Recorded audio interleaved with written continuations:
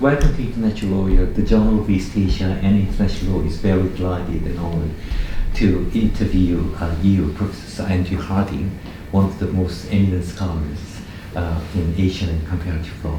Good morning. Good morning, and thank you so much. Yeah, we usually begin with a personal reflection. Would you be willing to share something about your childhood and family background and educational journey, and how these experiences shape your intellectual interest? Yeah, sure. Happy to do that. It seems a long time ago, but I'll do my best. I was brought up in the north of England, and I spent my formative teenage years at, I think, a very good grammar school in the English Midlands. So we were living in a city that was known as the most kind of multicultural city in the whole of the UK, with actually a lot of kind of racial tensions at that time.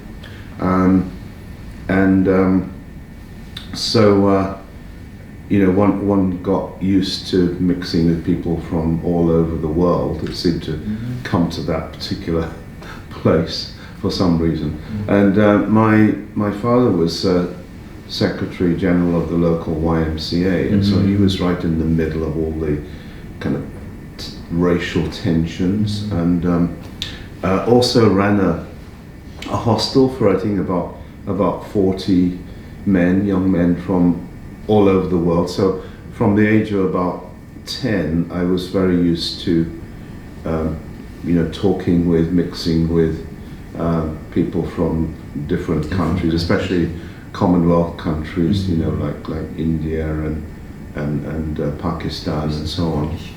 And so I was a very curious child, and I sort of made myself a nuisance by asking all sorts of questions about their hometowns and their language, their families, their what type of food they liked, and things of that kind. So I learned quite a lot about different cultures from an early age, and I was very obsessed with maps. I think my brother gave me one of those kind of Oxford atlases when I was about 7 for my birthday, and I was totally obsessed with this atlas of looking at all the maps and kind of figuring out the world and so on. So I kind of developed an international perspective from quite an early age, an unusually early age, just because of the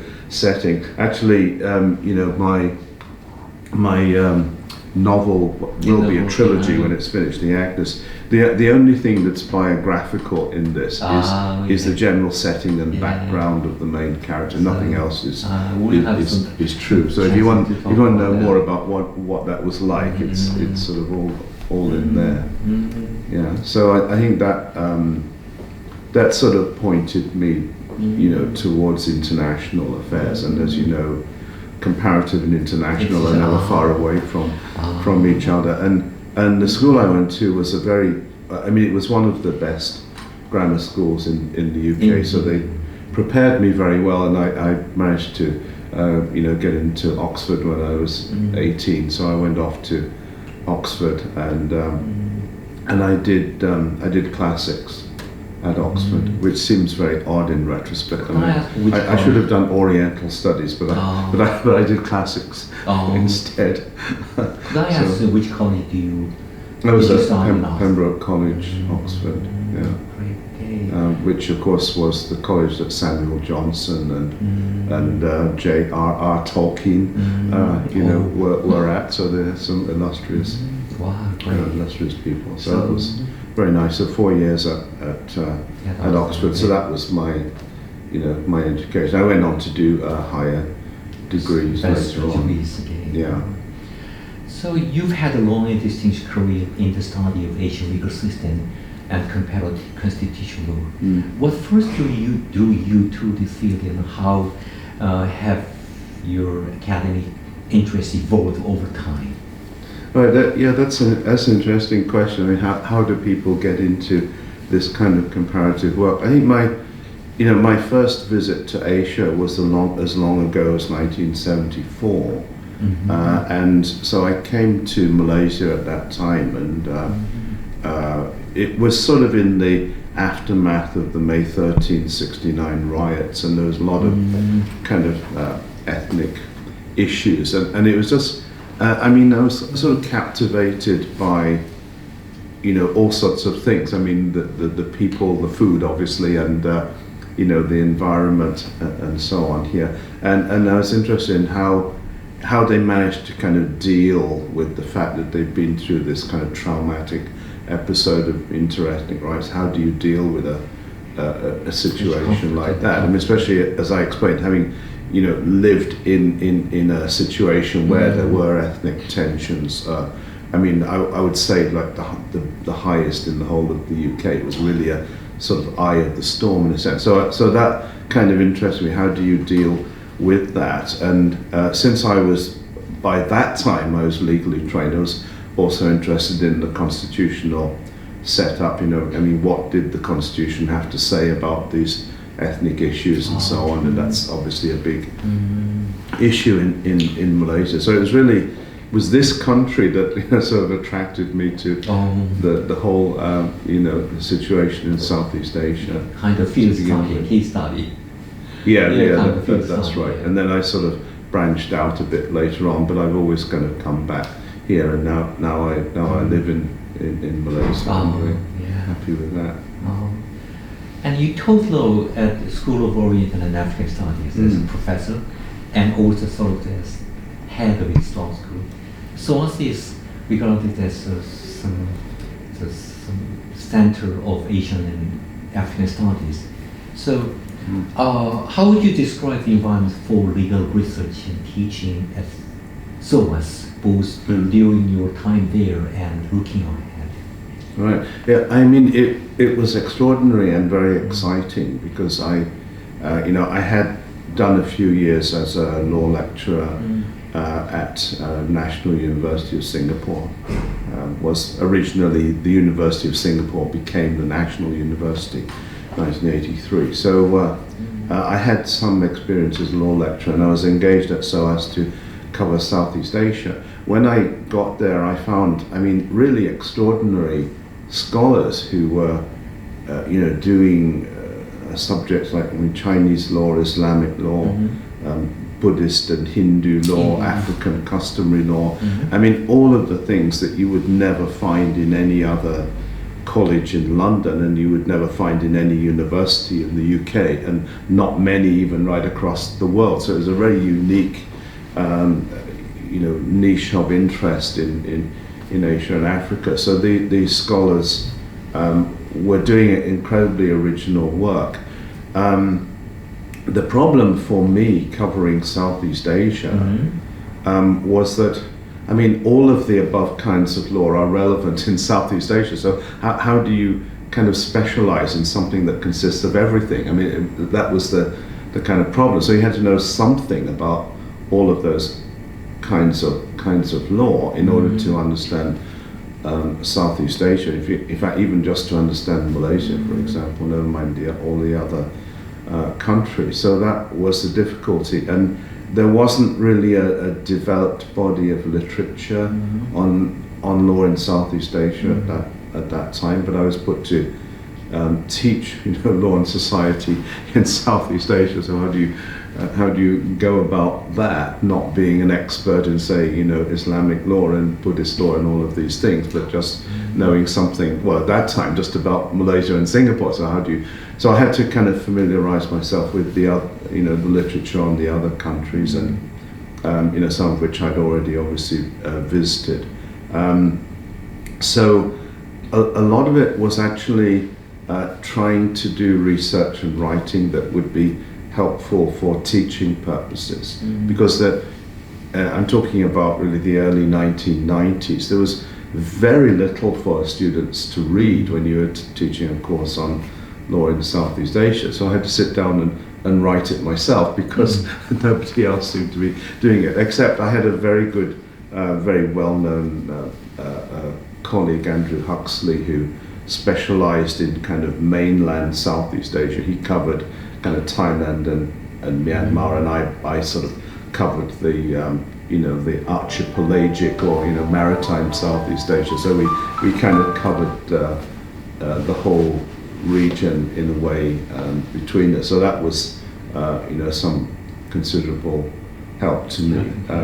So it was really, I think, the encouragement to believe that if you did something that wasn't well known, it wasn't a kind of a standard mainstream area of law, that it was valuable and it would be recognized by somebody somewhere, right? So that's how I got into specializing in this area. What do you think is the most noticeable difference between SOAS and other colleges under the University of London umbrella?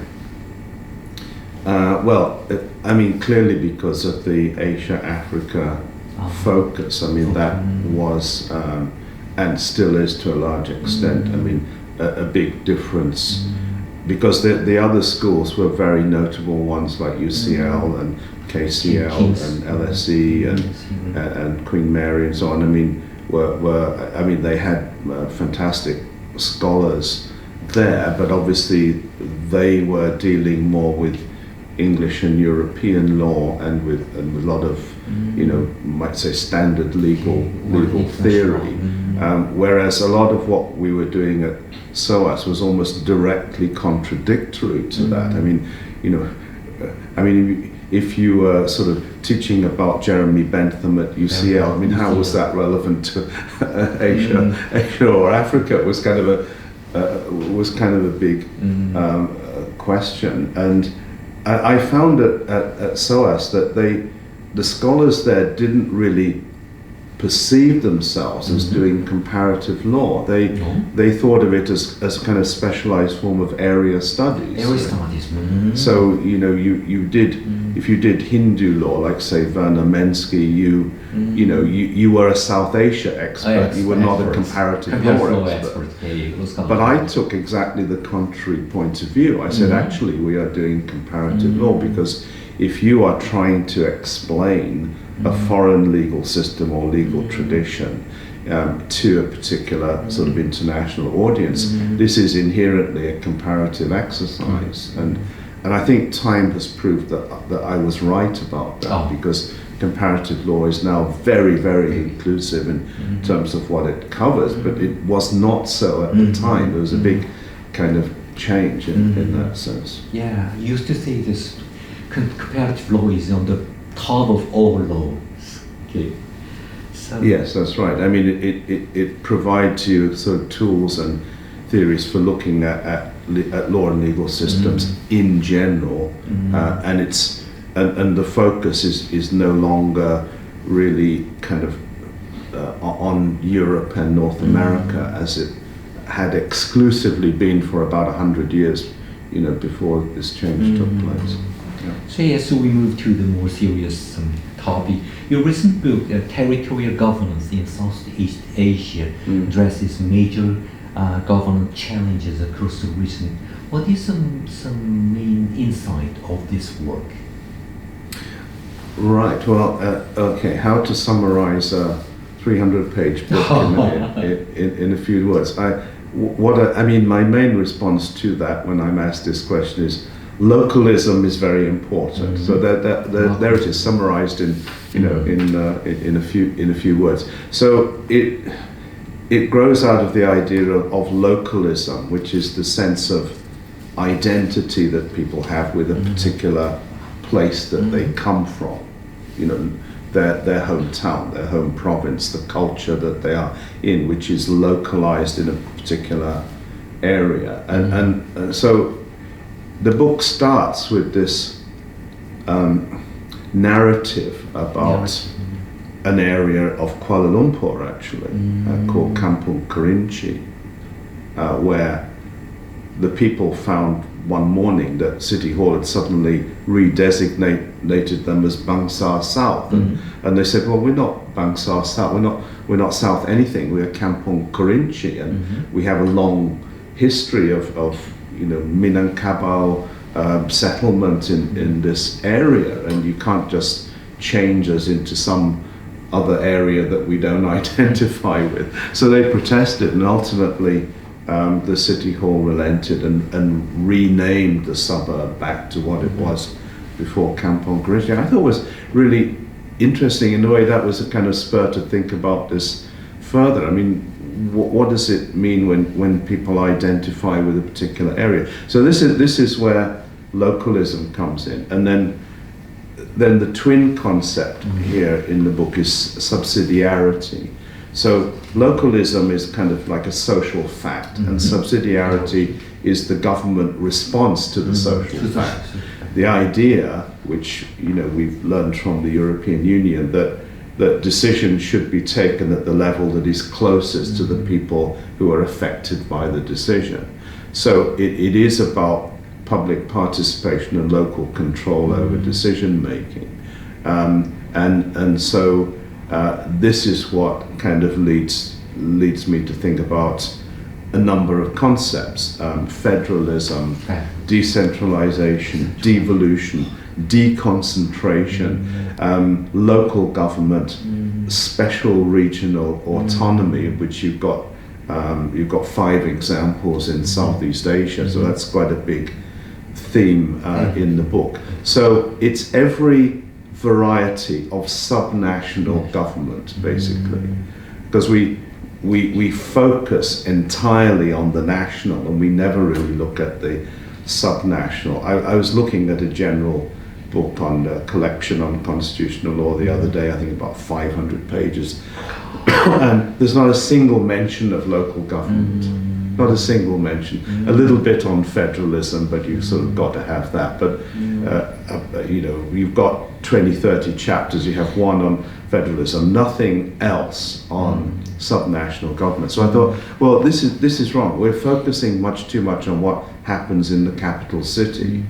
So the way I put this is you have a belt road surrounding the capital city, and you think everything takes place within that belt road, whereas in fact lots of things are going on outside that belt road that you don't even really notice. And that kind of syncs with my interest in Malaysia, because I found, looking at constitutional law in Malaysia, that it looked very different according to the perspective from which you were looking at it. So if you looked at it from Kota Baru, was different from JB or from Kota Kinabalu or Kuching or Penang. I mean, so people had very different perspectives according to the geographical location. So I thought, well, the geography is very important, and we are, our constitutional law studies are kind of grouped around legal constitutionalism, right? And judicial independence, enforcement of fundamental rights, and so on. And then political constitutionalism, which is all about elections and accountability and representation and so on. But my argument is that we're missing the third dimension, which is the spatial, geographical, but also social dimension of constitutional studies. So beyond territorial governments, this book is an attack on constitutional studies.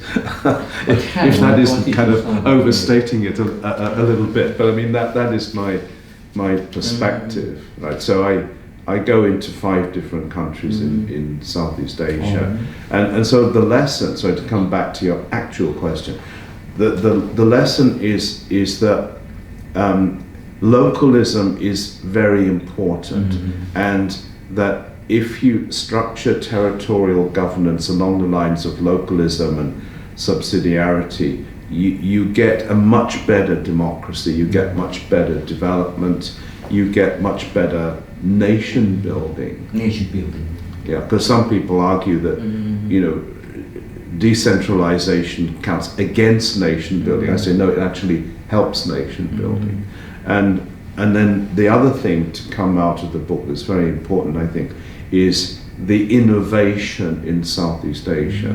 Because people always say, well, in these countries they just copy something that happens in Europe or America or somewhere, and they don't really have their own solutions. It's totally wrong, because I identified many, countless instances of originality and trying to solve local problems through local means, which have not been adopted in other countries. So it's not a pale copy of what they did in France or England or Netherlands or whatever it is. It is original responses to their own problems. And so I could almost have subtitled the book "Innovation in Public Law." Maybe I should have done that, but that's a major idea. Yeah, the subsidiarity is very important, very interesting definition. Yeah, I have never heard about it, so I'd like to just consider the subsidiarity more, later. And this is related questions. In your work on Malaysian constitutional law of several decades, you examine the constitutional arrangement within a deeply plural society. What lesson does Malaysian experience offer for understanding the contemporary relevance of for understanding constitutional governance and the power sharing in Asian context?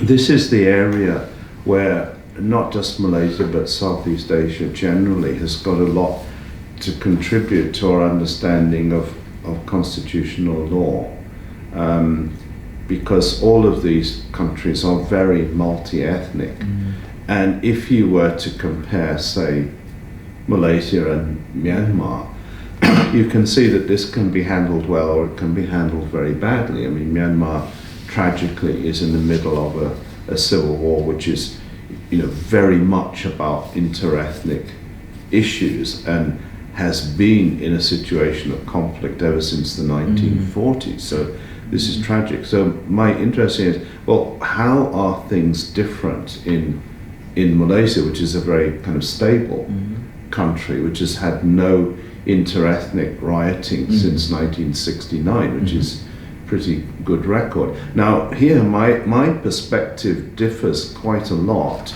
from a lot of people who live here and kind of struggle with the issues, because they tend to sort of say that I'm much too optimistic about Malaysia, and my response is that I'm optimistic because there are so many great pessimists around, because so I asked them, well, you kind of struggle with these issues. You complain about all sorts of things: the racism, the lack of good governance, the denial of fundamental rights, the problems with judicial independence, with the rule of law, etc., etc. And you are right to struggle over those issues. But I have a different perspective, which is more comparative. And I say, well, actually, there's some really good things going on here that we need to understand. And I mean, if things are as bad as you say they are, then why do you get out of bed every morning to struggle about them? Why don't you go and live in Australia or something, And then the response is, well, I would never do that because this is the greatest country in the world. So okay, I proved my case here.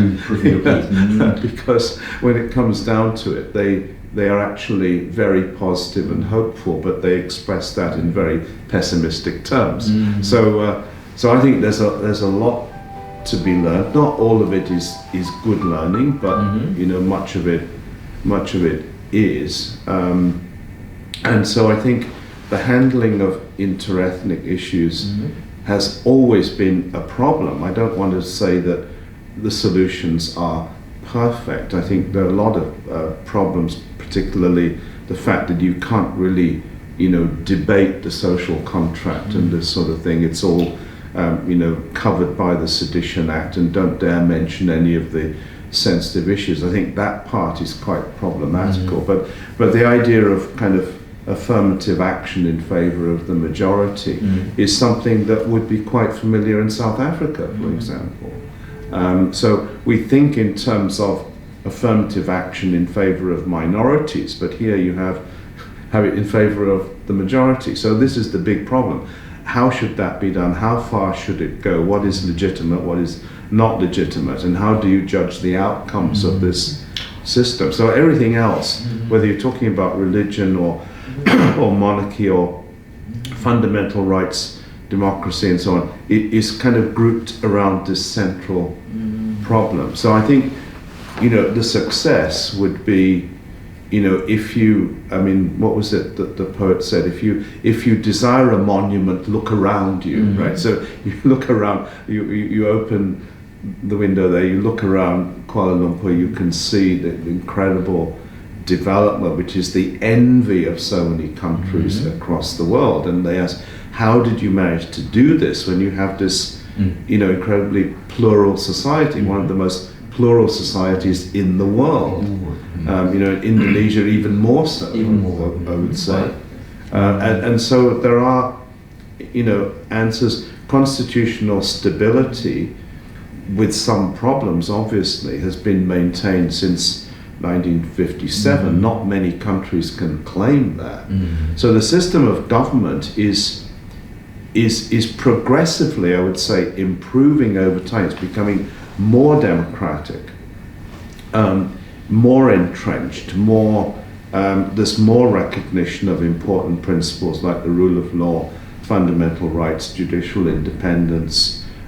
There's more recognition of the importance of territorial governance, my pet project. And so these things gradually, I would say, have improved over time. And the question would be, well, why? I mean, part of that is to do with development. So one of the areas that I'm also interested in is law and development. What's the relationship between law and development?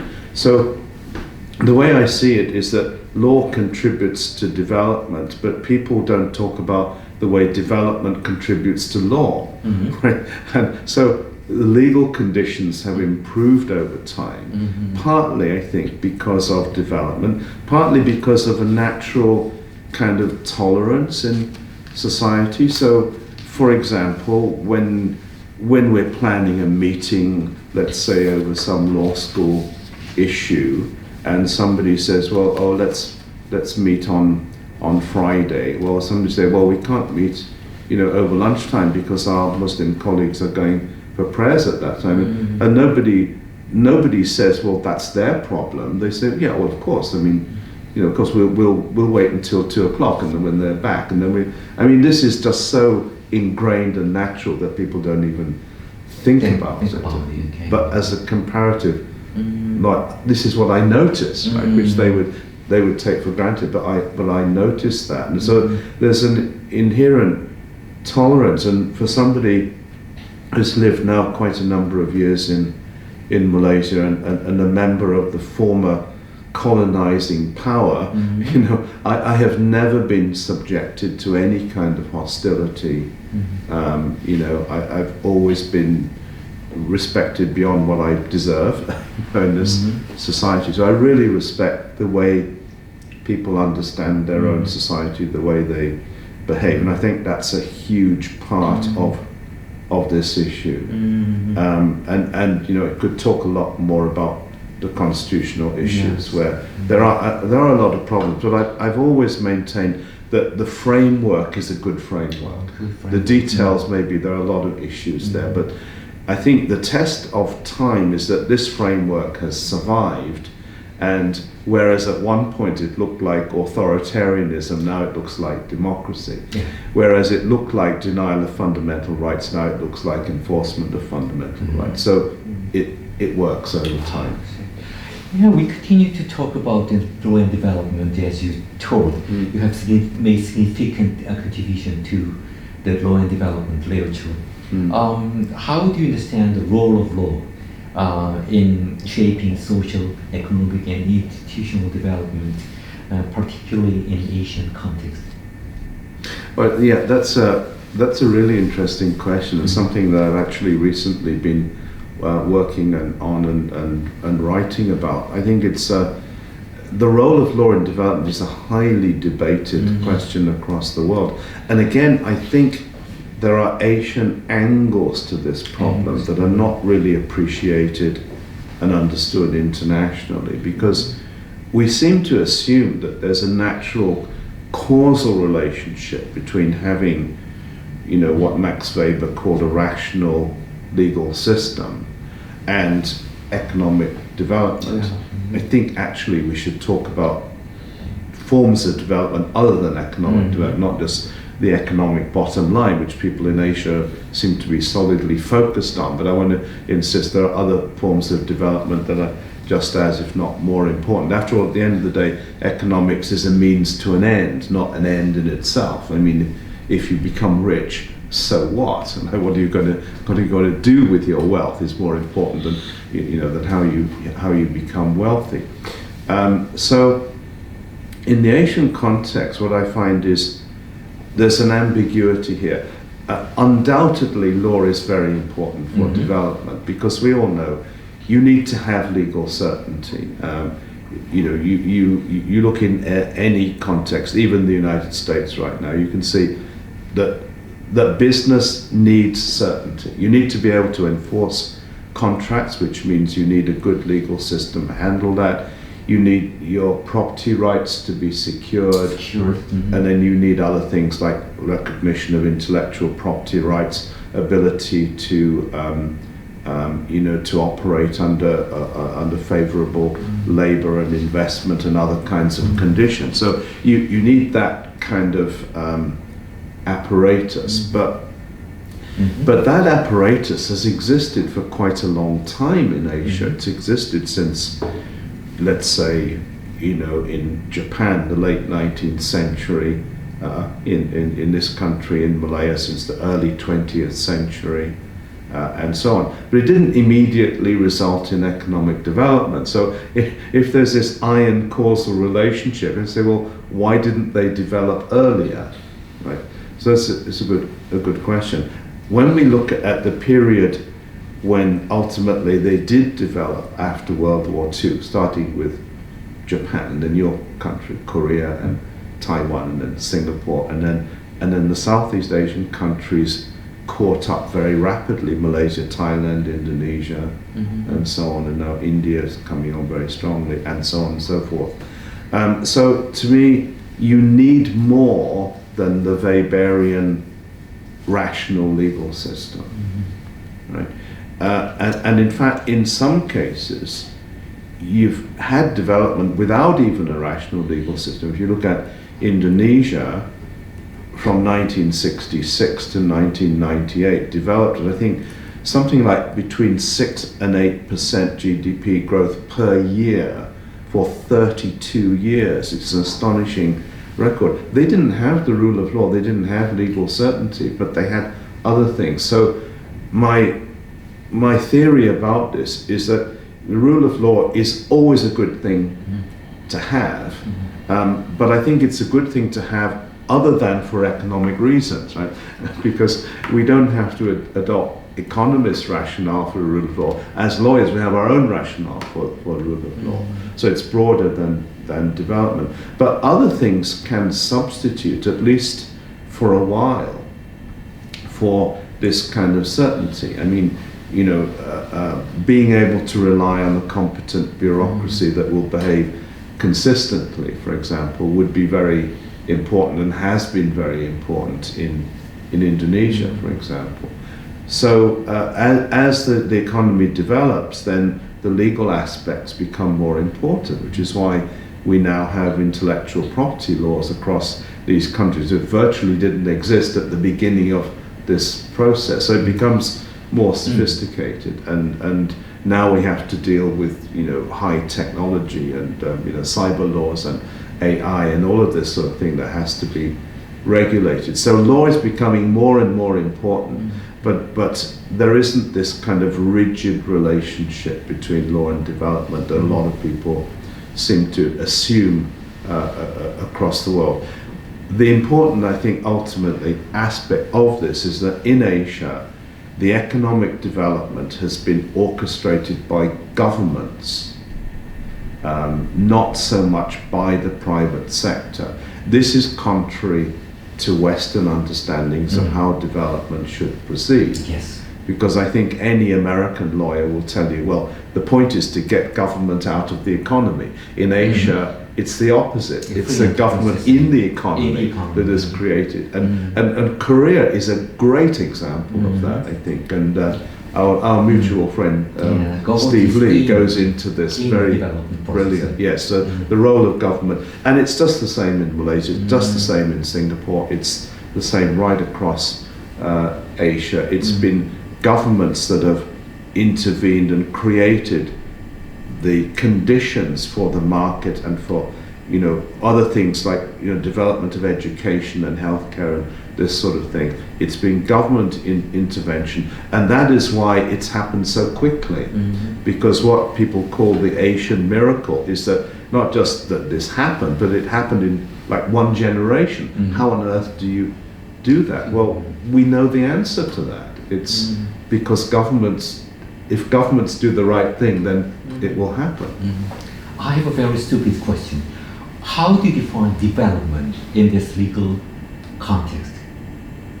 That's a great question, and I mean, I think in a way I would push back to say, why do we need a definition of development? Because different countries define development in different ways. I mean, in Bhutan they talk about gross national happiness, for example. Not nowadays, because of SNS. Right, and Iceland just defined its development in social terms. They were not interested in defining economic development, we want to define it socially. So I think each society, each government wants to define it in a slightly different way from the sort of international perspective, which is sort of a bit, to my mind, it's kind of everything and nothing. I mean, development covers everything, and therefore it doesn't really have any meaning, because it doesn't tell you what you need to prioritize. If you look at the sustainable development goals, I mean, it's like everything to all people, but it doesn't really tell you anything about what development. How do you proceed with development? It doesn't really tell you the answer. So personally, my focus as a lawyer would be on some different aspects from, say, how business or economists might define development, because I want to insist, and I think here I'm with people like Amartya Sen, that economic development is very important, but it's not an end in itself. No. Because you can have wonderful economic bottom lines. The last page of The Economist, wow, you've got all your figures look really tremendous, but how do we know that that's even a good thing? Maybe all your wealth is concentrated in 5 families or something like that. So what are you doing about your development? Are you developing your education system, as they notably did to great effect in Singapore, for example? Are you developing the conditions under which people can thrive under development? If development just means that a few rich people get richer, but it's not really development in my book. It might look nice on paper, but I don't think it corresponds to my understanding of development. So I want a broader understanding of development than the purely economic. And I think in Asia, people are much too focused on the economic bottom line rather than inquiring, well, what does that consist of? What are the implications of that? Rather than just saying, oh, we have a high GDP growth. So we have more time to just talk about development in the future, right? So another very important issue of your research is monarchy in Southeast Asia. Recently, you have co-edited a special issue on monarchy in Asia with the Asian Journal of Law and Society. How do you assess the contemporary relevance of Southeast Asian monarchies under its constitutional system, especially in the time of democracy? Yeah, this is an interesting question, and actually beyond that special issue, there's another article in press that I've done with a young scholar from Thailand, where we're talking about what we call monarchy-led urban development. So these are specific case studies on Bangkok and Johor, and looking at not so much kind of the social symbolism and the constitutional powers and so on, but what does monarchy actually do on the ground in terms of of development, our same kind of topic. I mean, physical development. So we look at, the King of Thailand and the Sultan of Johor and their role in urban development. So, this area of study, started with the kind of understanding that if you, as a constitutional scholar, you look at the constitution, Thailand, Malaysia, you talk about, Cambodia and Japan and other instances, you get the impression that this is a very ordinary kind of constitutional monarchy.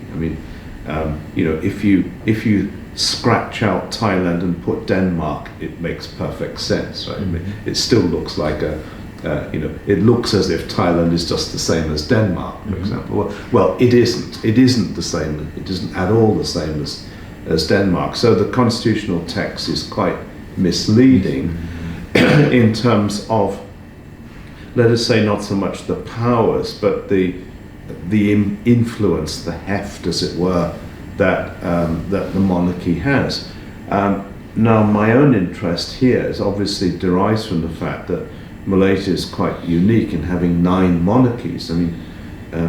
Malaysia has something like 1/5 of all of the monarchies in the world, which is a very striking kind of fact. So monarchy has always been very important in this country, going back as far as you want to go. Continued to be important right through constitutional development, decolonization, democracy, and so on, and is still very powerful. In addition to 9 monarchies, you have a conference of rulers that also has constitutional powers. So what the special issue is kind of devoted to the question of, well, how do we look at monarchy not just from a constitutional perspective, but from a social perspective? That's why it's the Asian Journal of Law and Society, because we're looking at the social, not just the legal, constitutional, and saying, well, we have to explain how the social affects the constitutional here, because clearly these monarchies do not behave like the King of Denmark or the Grand Duke of Luxembourg or whatever it is, like these sort of European monarchies, which are, we call these the cycling monarchies, right? The king goes to work on a bicycle, not in Southeast Asia. No, they don't go work on a bicycle. Far from it. It will be a big motorcade with flashing lights and motorbike outriders and so on. So the social and historical sweep of this is really an interesting thing to investigate. So you find that the king has a lot of influence, and even in constitutional terms, what do we mean by prerogative powers of the monarch? Are they the same as, say, the British monarch or whatever in a parliamentary democracy? Well, at a formal level, it looks like they are, but when you look at how they're actually exercised, look at, for example, as a case study, the appointment of governments in Malaysia and the role of the king in that. You look at the present Madani government here in Malaysia was basically put together by the king. He tells the parties to form a coalition. Now that would never happen in the UK. The king could never interfere in politics in that way, because that would endanger the very existence of the monarchy. But it's exactly the opposite here in Malaysia, where people say, well, good for the king, because he forced 2 parties that didn't really want to be in coalition to be in coalition, and now we have a stable government, which we did not have between 2018 and 2022. We did not have a stable government. Now we have a stable government. Another example was when the Prime Minister in 2020 asked the King for a proclamation of emergency. Now, we constitutional lawyers would say, well, in that situation, the king has to act on the advice of the government, so the king has no option but to sign. In fact, the king said, no, I'm not going to give you this proclamation of emergency, because you can carry on. You want to suspend the operation of Parliament, you can carry on with Parliament. You don't need to close Parliament down. If you're doing a good job with the pandemic, just carry on with what you're doing, but I'm not going to give you an emergency. And of course, that creates a bit of a jarring contrast, because I mean, how can the king, exercise his powers in that way? But the point is that the public was completely in favour of this. They said, well, good for the king, because he preserved democracy and he preserved public health at the same time. So this is a good thing, not, as we constitutional lawyers may say, well, hang on a minute. I mean, this is potentially quite a dangerous exercise of monarchical power. It still might prove to be that. So there's a debate about how far this should go. But the point is, it's very different from the European monarchies, and even I would say from the Gulf monarchies and so on. So it's quite a unique sort of Asian situation. I would say. Yeah, Thai people think the monarchies can protect them from the foreign invasion during the occupation period. So before World War II. So I think they are at the point of the social cohesion in terms of some the plural society.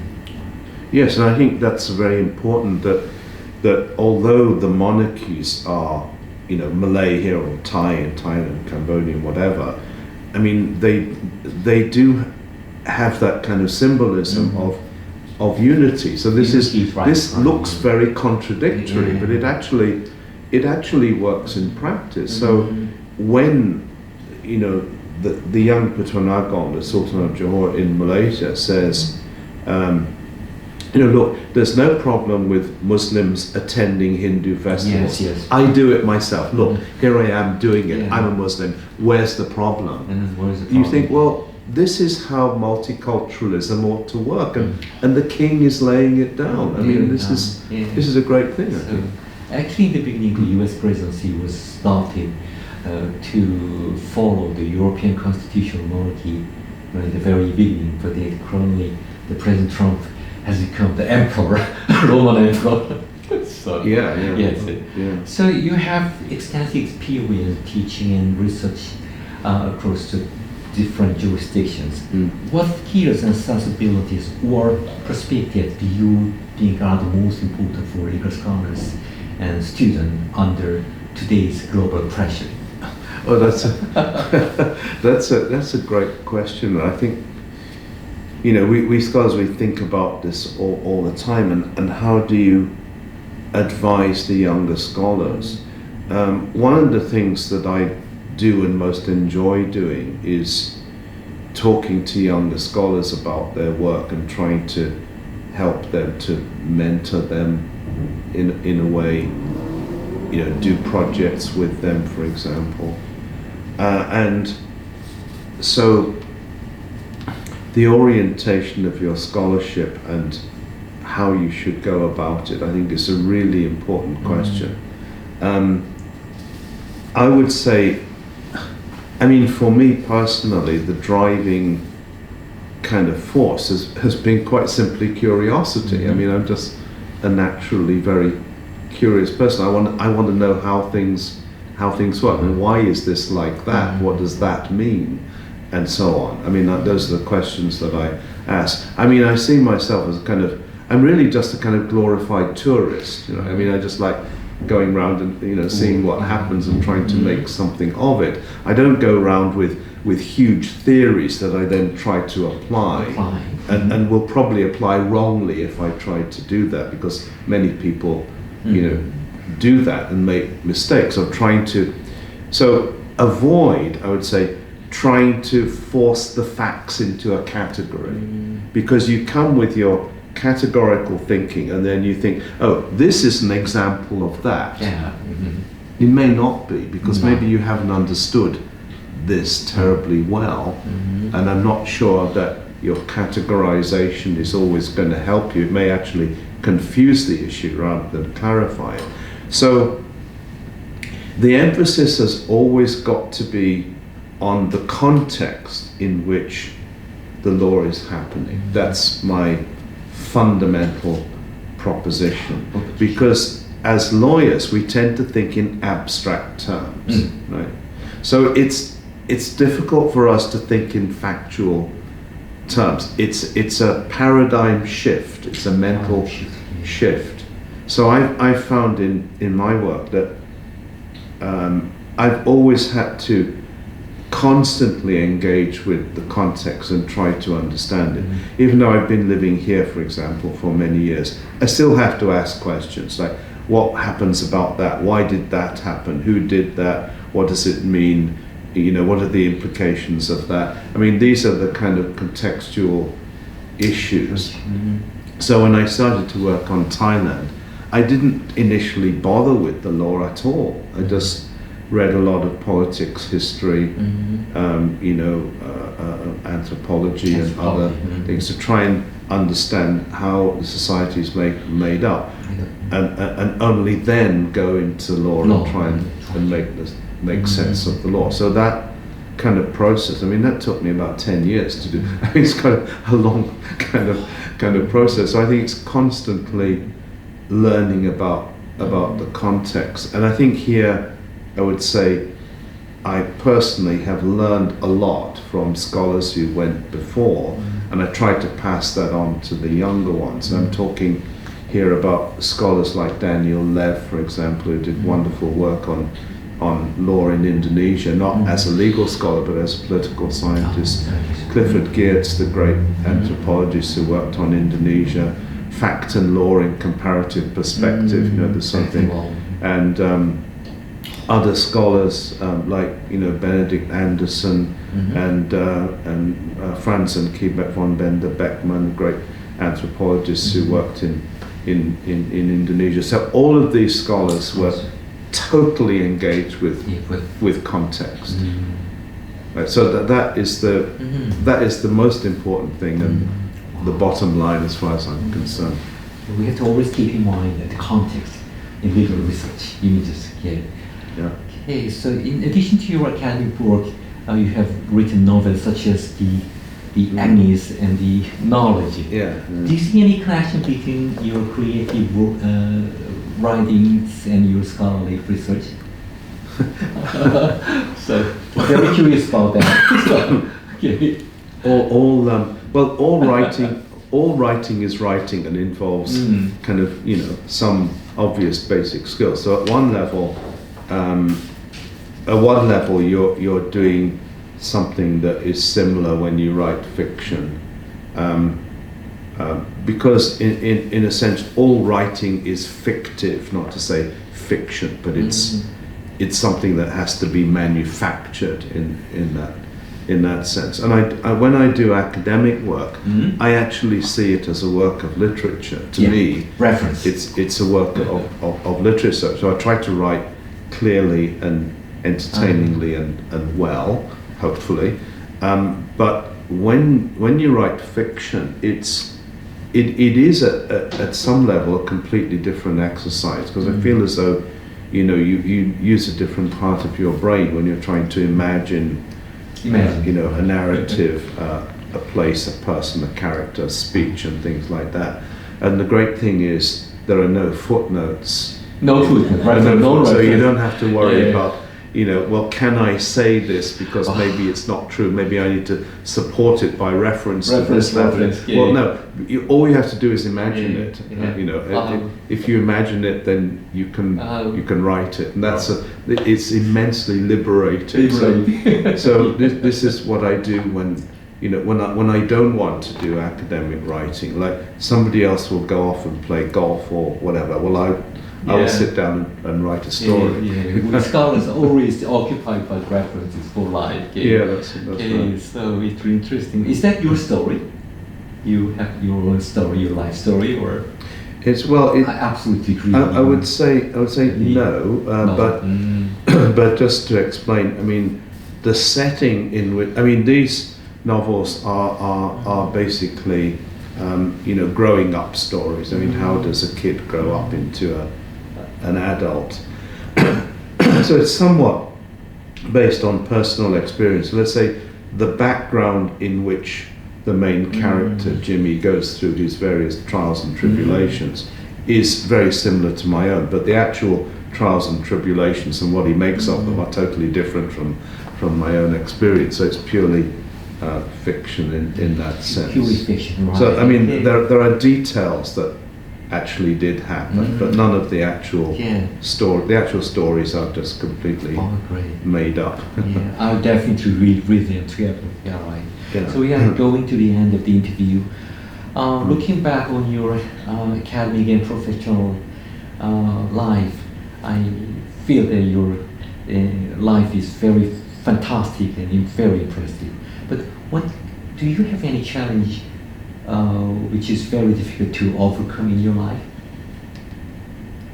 I have a very easy life, I have to say. I've enjoyed so much, being a scholar and being able to do it for such a long time. I'm very content in my personal life and in, just being in Southeast Asia. I mean, I love the people and the environment here, right across.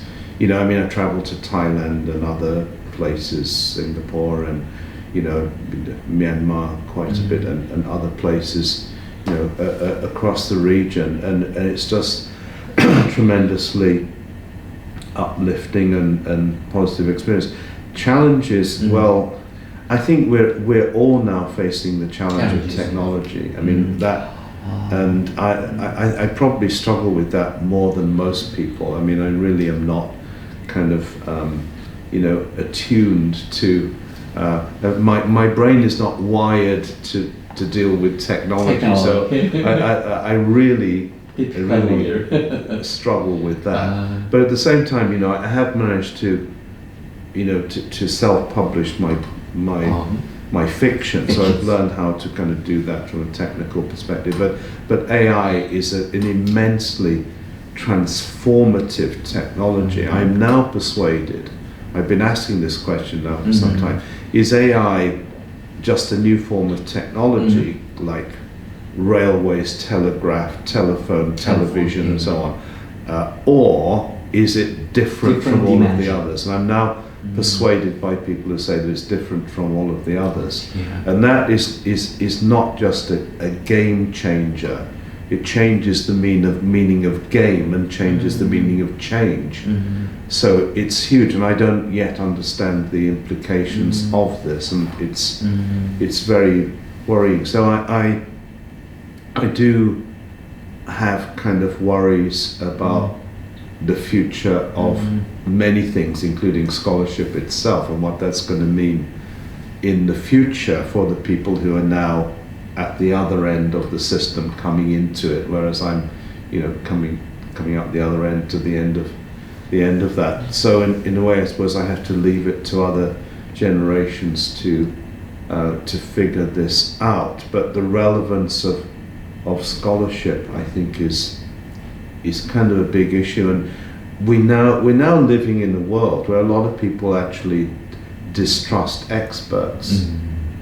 Right, and so when you come out with an argument, oh, well, that's just because you're an intellectual, or just because you're a lunatic lefty, whatever, like it's some sort of insult. So we don't argue anymore, we insult people, as though this is a kind of a great thing. I think these are very troubling trends. So I'm more worried about the world than I am about myself. I'm not really relevant. I mean, I'm sort of coming to the end of my academic career. Insofar as I can do more, that's great, but I shouldn't expect to do that much more. But I'm much more worried about the context in which all of this happens and where we're going in terms of scholarship, communication, politics, debate, democracy. All of these things are up for questioning now.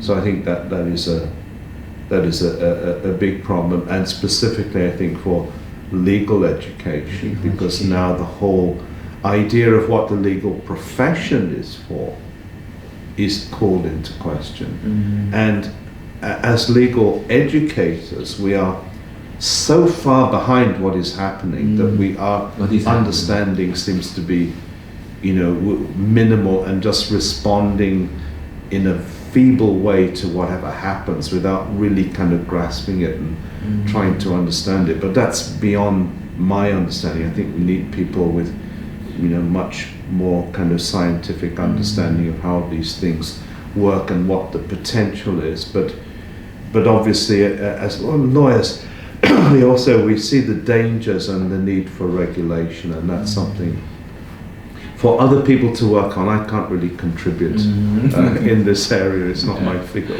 So finally, would you give a piece of advice for younger generation and law students who just start their professional career? Yeah.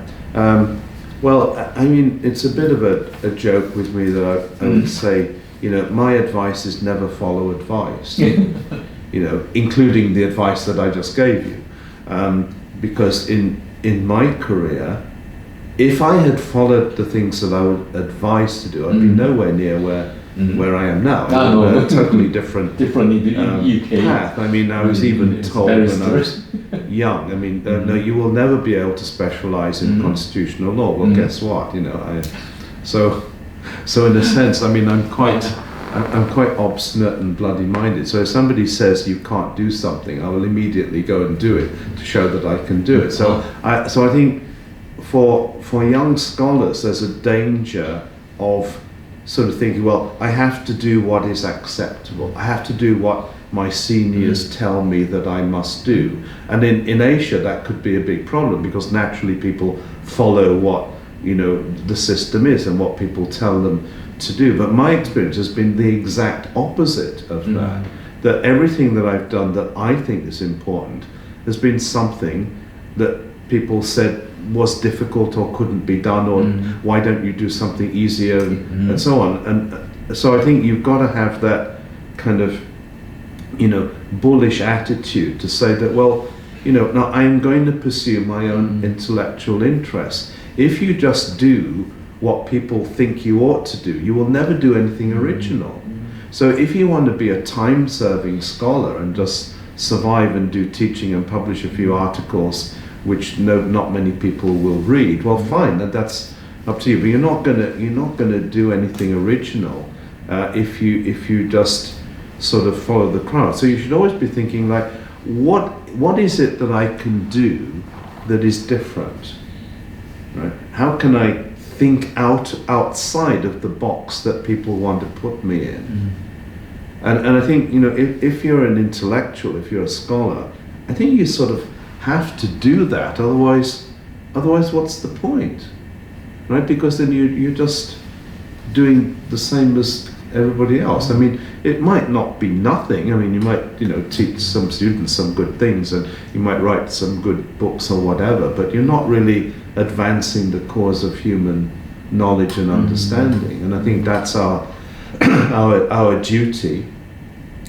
Society gives us a lot of privileges as scholars, as intellectuals. We complain all the time, but the fact is we have the opportunity for a very good life. So in return, we have the obligation to fulfill what it is that scholarship should do.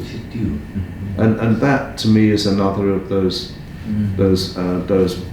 bottom lines. So I try to encourage the younger scholars.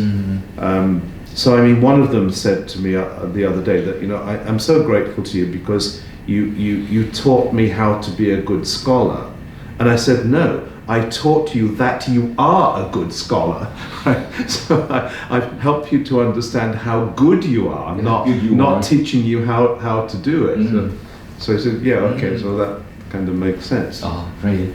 Don't follow my advice is the best advice to younger generations. Well, this interview is one of the best and most impressive interviews that I have ever had. Oh, thank you. Great, and I appreciate your answers to my stupid questions, and I think they will definitely have influence on shaping the good their scholastic life of the younger generation in the future. Right. Thank you so much. Okay, I'll keep in mind. Thank you. Thank you. Yeah. So much. It's been very Very nice. nice. Very nice, Very nice. to meet you, and Okay. thank you for your great questions. Thank you for your. Okay. Thanks. Yes.